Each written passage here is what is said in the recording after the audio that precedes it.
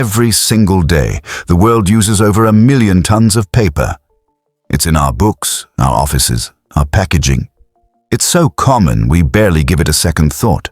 But have you ever wondered where it all begins? How a massive tree from a forest gets transformed into a perfectly smooth sheet of paper? The answer is found inside some of the largest industrial complexes on the planet. Mega factories that operate on a scale that's hard to wrap your head around.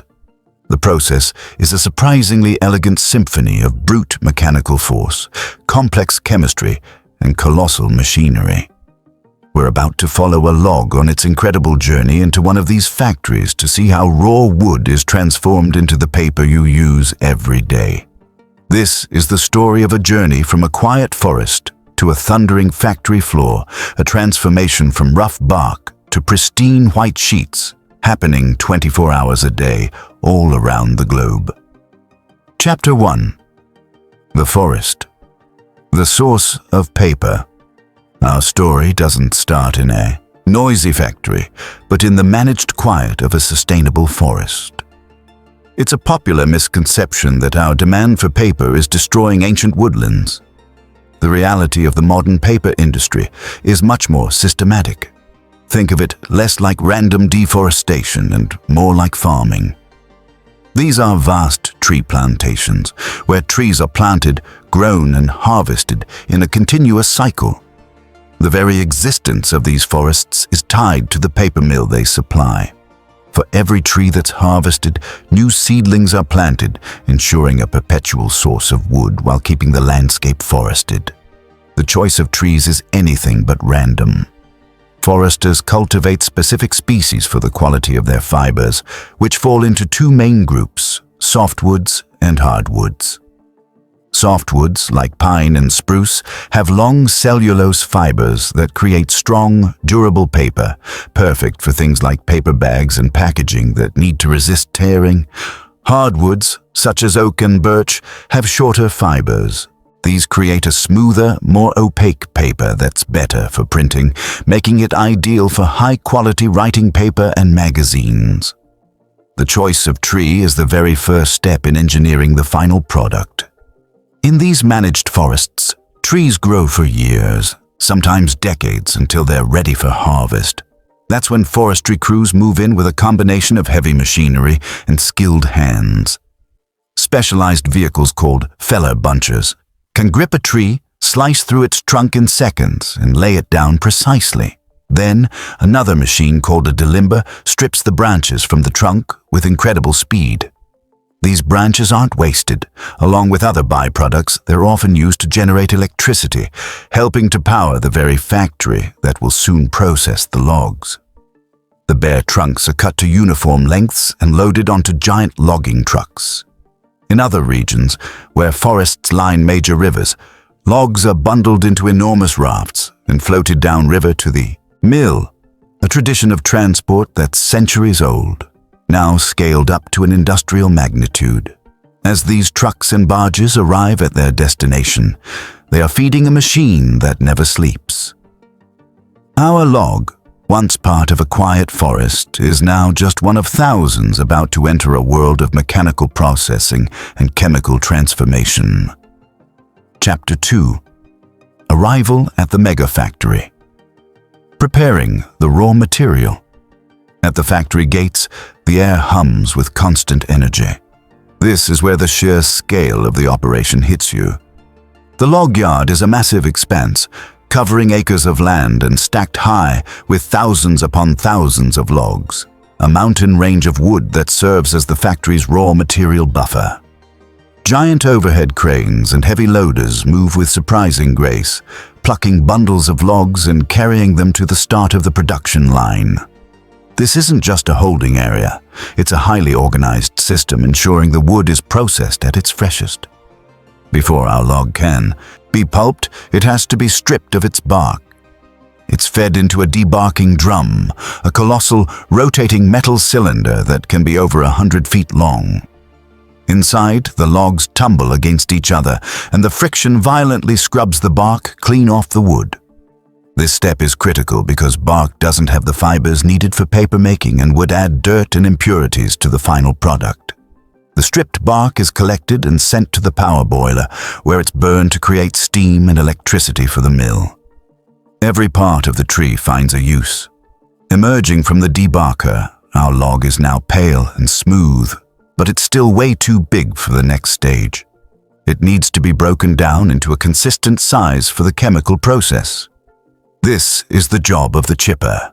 The log is conveyed into the mouth of one of the most powerful machines in the factory. A chipper is essentially a massive, spinning steel disc studded with razor-sharp blades. As the log meets this furiously rotating disc, it is completely shredded in a matter of seconds. The deafening roar is the sound of a whole tree being turned into a pile of small, uniform wood chips, each no bigger than a large coin. From the chipper, conveyor belts carry the chips to enormous storage piles that can be several stories high. Before we follow them into the heart of the mill, it's important to understand what wood is made of. It's primarily three things: cellulose fibers, lignin, and hemicellulose. Cellulose fibers are the strong, structural plant cells that will form the paper. Lignin is the natural glue that holds these fibers together and gives wood its rigidity. The entire goal of the next stage, pulping, is to separate the valuable cellulose fibers from everything else, especially the lignin. How that's done defines the kind of paper that will be made. Chapter 3. The heart of the transformation. The pulping process. This is where wood chips stop being wood and start becoming paper. It all happens during pulping, which follows one of two very different paths: a brute force mechanical method or a sophisticated chemical one. Each has huge consequences for the final product. First, let's look at chemical pulping, the most common method for making high-quality, strong, and bright paper. The dominant version of this is the Kraft process, named after the German word for strength. Wood chips are fed into the top of a digester, a truly massive pressure cooker that can stand over 10 stories tall. Inside, the chips are cooked in a chemical solution called white liquor, a highly alkaline mix of sodium hydroxide and sodium sulfide. Heated with high-pressure steam to temperatures well over 300 hour for 170 degrees, this solution goes to work dissolving the lignin and hemicellulose that bind the wood fibers. The cooking process is a delicate balancing act, managed by advanced computer control systems. After a few hours, the high-pressure mixture is released into a blow tank. The sudden drop in pressure causes the wood chips to explode apart, liberating the individual cellulose fibers. What comes out is a hot, soupy, brown mixture called brown stock, or pulp. The Kraft process is dominant because it produces incredibly strong fibers, leading to durable paper that resists yellowing. The downside? The yield. Because so much of the wood, all the lignin and some hemicellulose, is dissolved, a ton of wood chips might only produce about half a ton of pulp, with a typical yield of around 40% to 55%. Now for the alternative, mechanical pulping. This method is exactly what it sounds like. Instead of dissolving the lignin, it tears the fibers apart with brute force. In one technique, logs are pressed against giant, rotating grindstones. A more modern method, thermomechanical pulping, TMP, starts with wood chips that are softened with steam and then shredded between rapidly rotating refiner plates. The biggest advantage here is the incredible yield, as high as 90 to 95%, because the lignin isn't removed. This makes it very resource efficient, but that comes at a cost to quality. The fibers are often damaged and shorter, making the paper weaker, and because the lignin remains, the paper turns yellow and brittle when exposed to air and sunlight. This is why old newspapers and paperback books, often made from mechanically pulped paper, turn brown over time. No matter the process, the pulp is still filled with impurities. It's cleaned using a series of screens and centrifugal cleaners that spin the slurry at high speed to separate out heavier debris. For products like cardboard boxes, A brown color is fine. But for printing and writing paper, the pulp needs to be white. This is where bleaching comes in. Modern mills have moved away from harmful elemental chlorine to more environmentally friendly methods like elemental chlorine-free, ECF bleaching, which uses chlorine dioxide, or totally chlorine-free, TCF processes that use oxygen, ozone, and hydrogen peroxide to whiten the fibers. At the end of this journey, our wood chips have been transformed into a purified slurry of cellulose fibers, ready for the next step. We've successfully turned solid wood into a fibrous pulp. But the most spectacular part is next, where this slurry becomes a solid sheet of paper at unbelievable speed. If you're finding this journey into the mega factory fascinating, hit that like button and subscribe. Your support helps us create more deep dives into the incredible processes that shape our world. Now, let's head to the paper machine. Chapter 4. From Slurry to Sheet, the Paper Machine. What we have now is a massive amount of cleaned, bleached pulp. To create a uniform sheet, these fibers need to be suspended in an immense amount of water. The pulp is mixed with water until it's an extremely dilute slurry, about 99.5% water and only 0.5% fiber. This extreme dilution is the secret to producing a smooth, consistent sheet, as it ensures the fibers are completely separated and don't clump together. This watery slurry is now ready for the star of the show, the paper machine. And it's a true titan of industry. A modern paper machine is a single, integrated piece of equipment that can be longer than a football field and several stories high. It performs a seemingly magical task, taking that 99.5% water slurry and, in just a few minutes, turning it into a solid, dry sheet of paper, traveling at over 60 miles per hour. It all begins at the wet end. The slurry is pumped into the head box, which sprays a perfectly uniform jet across a rapidly moving, wide belt of fine mesh screen. This screen is the famous 4-denier wire. The moment the slurry hits the wire, water starts draining away due to gravity and powerful suction boxes below. In just these first few seconds, the sheet goes from 99.5% water to about 80% water. As the water drains, the cellulose fibers land on top of each other, interlocking to form a fragile, embryonic sheet of paper. This delicate web is then transferred to the press section. Here, it's squeezed between massive, heavy, rotating cylinders, like wringing out a sponge on an industrial scale. Absorbent, felt blankets help soak up the pressed-out water. After passing through several presses, the sheet is now about 50% water and strong enough to support its own weight, but still damp. To remove the rest of the water, the sheet enters the enormous dry end. This section is a huge, enclosed cavern filled with dozens of steam-heated cast iron cylinders. The paper snakes its way through this labyrinth, winding over and under the hot cylinders on a path that can stretch for hundreds of meters. The heat evaporates the remaining water. The temperature and speed are meticulously controlled.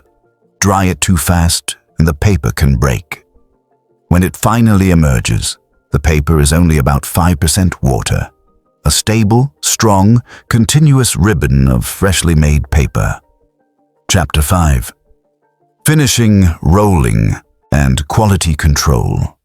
The paper coming off the dry end is a continuous sheet, miles long, but it's not quite finished. To get the smooth surface needed for high-quality printing, many papers go through more steps. One common process is surface sizing, where a starch solution is applied to the paper. This fills in the microscopic pores between fibers, making the paper more water-resistant and preventing ink from bleeding. Next up for many paper grades is calendaring. A calendar is a stack of heavy, polished steel rollers at the end of the machine that apply immense pressure to polish the surface. This gives the paper its final thickness, density, and smoothness. Throughout this high-speed journey, an invisible layer of technology has been watching every inch of the paper. A scanner packed with sensors moves back and forth, measuring properties like weight, moisture, thickness, and color in real time. This data feeds back to a central computer, which makes millions of tiny adjustments every second to ensure every foot of paper meets the exact specifications. Any paper that falls outside these strict tolerances is marked for disposal. At the very end of its long, violent journey, the finished paper is wound onto a massive spool, creating what's known as a jumbo roll. These rolls are staggering, often weighing over 50 tons and containing more than 50 miles of paper. A full roll can be completed in under an hour, and the machine seamlessly transfers the paper to a new spool without ever slowing down. These giant rolls are then taken to a slitter winder, where razor-sharp wheels slice the wide sheet into narrower rolls required by customers. The paper might be sold in these smaller rolls for newspaper presses, or sent to a sheeter that cuts it into flat rectangular sheets for office printers. Finally, the finished rolls and pallets are wrapped, labeled, and moved to the warehouse, ready for shipment. The transformation from a single log to usable paper is complete. Chapter 6. The Environmental Story. A Modern Perspective. A megafactory consuming vast quantities of wood, water, and energy naturally raises environmental questions. While the history of papermaking has its dark chapters, the modern industry is driven by regulation, consumer demand, and economics to operate more sustainably. The choice between mechanical and chemical pulping presents an environmental trade-off. Mechanical pulping is incredibly efficient with wood, yielding over 90%, but it's also energy-intensive. Chemical pulping uses less energy but has a much lower wood yield. However, the craft chemical process has an elegant built-in recycling system. The black liquor, the waste mixture of lignin and cooking chemicals, isn't just thrown away. It's a valuable fuel. This liquor is burned in a recovery boiler, generating huge amounts of steam that often powers the entire mill, with surplus energy sold back to the grid. This process also allows the mill to reclaim and reuse the expensive cooking chemicals, creating a closed-loop system that turns waste into both energy and raw material. Water usage is another critical area. Modern mills operate vast water treatment facilities, allowing them to clean, cool, and recycle process water over and over again. A single drop of water might cycle through the system many times before being treated to a high standard and returned to its source. Ultimately, paper's sustainability starts and ends in the forest. Responsible companies invest heavily in sustainable forestry, ensuring that harvested land remains a healthy, productive forest. Many adhere to strict certifications like the Forest Stewardship Council, FSC, which verifies that wood is sourced in an environmentally and socially responsible way.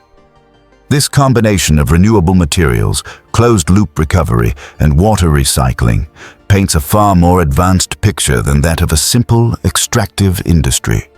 So, the next time you pick up a book or unbox a package, think about the incredible journey it has taken. The story of that simple sheet of paper began years ago as a seedling in a managed forest. It was stripped, chipped, and obliterated into its fundamental fibers. Then, it was chemically dissolved in towering pressure cookers, washed and whitened. From there, it was reborn on a colossal machine, transformed from a watery slurry into a solid sheet at highway speeds, squeezed by immense presses, and dried in a canyon of steam-heated steel. It was scanned by lasers, polished by rollers, and wound into a roll weighing more than a herd of elephants. This entire transformation is a ballet of chemistry, physics, and engineering, refined over centuries and now operating on a mind-boggling scale. It's an unseen industrial epic that unfolds every minute of every day, all to create one of the most essential products in our modern world. The humble sheet of paper is anything but simple. If you enjoyed this deep, Dive into industrial manufacturing. Don't forget to like this video, subscribe, and hit the notification bell so you don't miss our next exploration into how the world is made. Let us know in the comments what other megafactories you'd like to see inside. Thanks for watching.